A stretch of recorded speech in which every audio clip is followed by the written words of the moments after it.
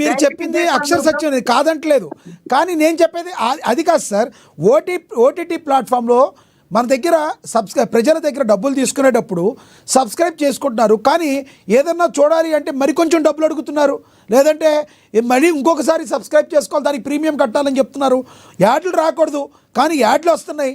దీన్ని అంతటినీ కంట్రోల్ చేయాల్సింది ఎవరంటారు? ఓటీటీ ప్లాట్ఫామ్ దోచుకునే విధానాన్ని ఎవరు కంట్రోల్ చేయాలంటారు? సార్ సినిమాకి సెన్సార్ ఉంది, ఓటీటీకి సెన్సార్ లేదు సార్. దానికి రాజ్యాంగంలో ఇంకా ఏం తీసుకొని రానట్టుంది, దానికి ఏం చేయనట్టుంది. ఇప్పుడు ఓటీటీలో ఎటువంటి సినిమా సెక్స్ గిక్స్ ఏవైనా వేయచ్చు. అదే సినిమా చిన్న సినిమా తీసినా సరే దానికి సెన్సార్ 1,00,000 ఇబ్బందులు పెడతాడు. ఓ బాడీ కనిపించిన ఇబ్బంది, ఏది కనిపించిన ఇబ్బంది, దానికి లెటర్స్ క్లియరెన్స్లు రకరకాల. ఒక థియేటర్లకు సినిమా రావాలంటే సెన్సార్ 100 ఇబ్బందులు పెడతాడు, 4 నెలలు తిరగాలి. అదే ఓటీటీలో ఎటువంటి బూతులైన వేయచ్చు, ఎంత ఘోరమైనది కూడా ఓటీటీలో వేయచ్చు, నో సెన్సార్. దీనికి ఒక రాజ్యాంగం అనేది రావాలి ఇప్పుడు. ఎందుకంటే టెక్నాలజీ ఉన్నప్పుడు, వ్యవస్థ మారుతున్నప్పుడు, అప్డేట్ అవుతున్నప్పుడు వ్యవస్థ మన గవర్నమెంట్ కూడా దీని మీద అప్డేట్ అవ్వాలి. దీనికి రామ్మోహన్ గారు సంవత్సరాల రూల్స్ ని ఇంకా మనం ఫాలో అవుతుంటే ఈ సినిమా ఇండస్ట్రీ కూడా చచ్చిపోతుంది. రైట్. దీనికి రామ్మోహన్ గారు న్యాయవాదిగా ఆయన కొన్ని సలహాలు ఇచ్చే అవకాశం ఉంది. రామ్మోహన్ గారు చెప్పండి, ఓటీటీలకి సంబంధించి వాళ్ళు చేసే పనులకి రాజ్యాంగం ద్వారా కొన్ని పరిమితులు వాళ్ళకి తీసుకురావచ్చు అంటారా?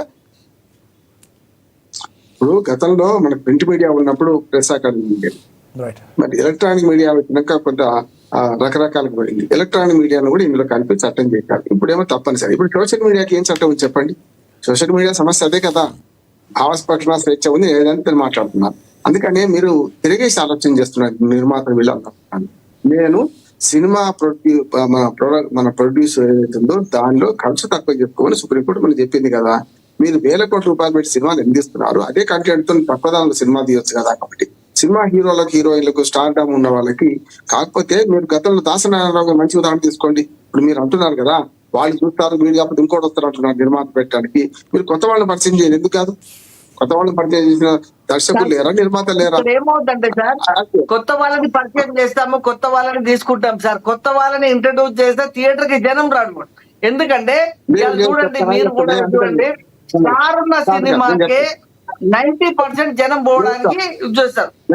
కొత్త హీరో అనుకోండి, టాక్ రావాలి. టాక్ అంటే బాగుంది సినిమా, బాగుందని టాక్ వస్తే కానీ రారు. నేను చెప్తాను సార్, ఈ ఆధునిక యుగంలో ఇవాళ ఒక హోటల్ పోవాలన్నా, ఓ సినిమా చూడాలన్నా రేటింగ్స్ బట్టి చూస్తున్నారు కదా. నేనేమంటున్నాను, ప్రయోగం చేయండి. ఇప్పుడు ఏదైనా ఇప్పుడు ఇంటి దొంగ ప్రాణహాని మీదే చెప్పారు కదా, ఇంటి దొంగనే చెప్తున్నారు. ఎవడానికి కట్టారు? ప్రజలా, పోలీసులా, మీరా? మీ వాళ్ళని మీరు కంట్రోల్ చేసుకుంటలేరు కదా. నెంబర్ 1. రెండో చెప్తున్నాను, మీరు అన్న స్టార్డమ్ హీరోల సినిమాలు ఎన్ని ఫెయిల్ అయినా చూపెడతా ఉన్నాయి కదా, దాన్ని కూడా సక్సెస్ రేట్ ఎంతో కదా. మామూలుగా మీరు తీసి సాహసం చేయండి, సాహసం చేస్తే సాధ్యం అవుతుంది అంటున్నాను నేను.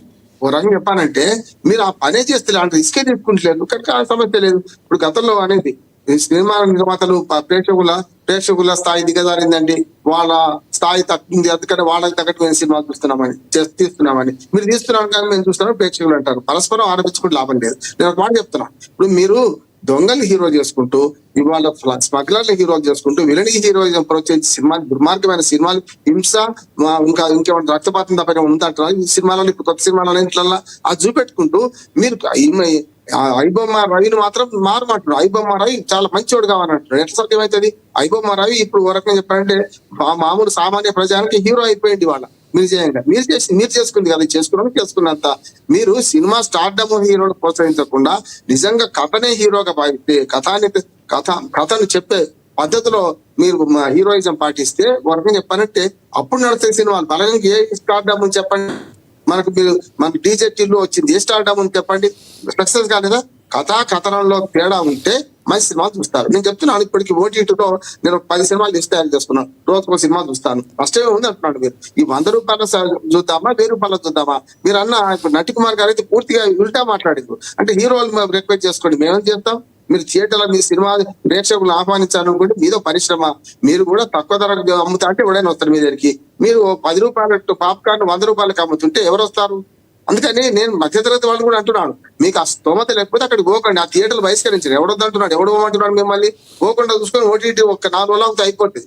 మన ఓపిక పడితే ఆ మంచి మధ్య సినిమాలు కూడా తరగతి మన ఎప్పుడైతే OTT లో థియేటర్కి మధ్య తరగతి అవును. ఎప్పుడైతే అందుకే థియేటర్కి వెళ్ళట్లేదో వాడు ఏం చేస్తుండు, ఐబొమ్మ లాంటి పారసీకి దగ్గర అవుతున్నాడు.